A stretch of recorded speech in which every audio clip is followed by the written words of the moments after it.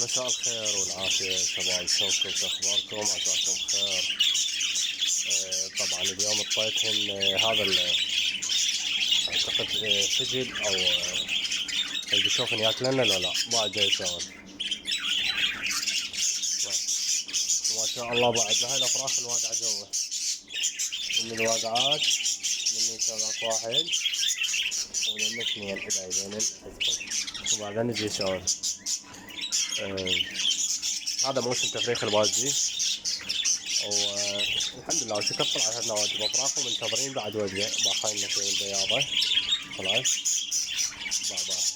بعد كمل على ياكلن بها. وتحياتنا لكم شباب، ولا تنسون من اللايك والاشتراك تفعيل زر الجرس، وشكرا لكم على الدعم المستمر. تحياتي للجميع.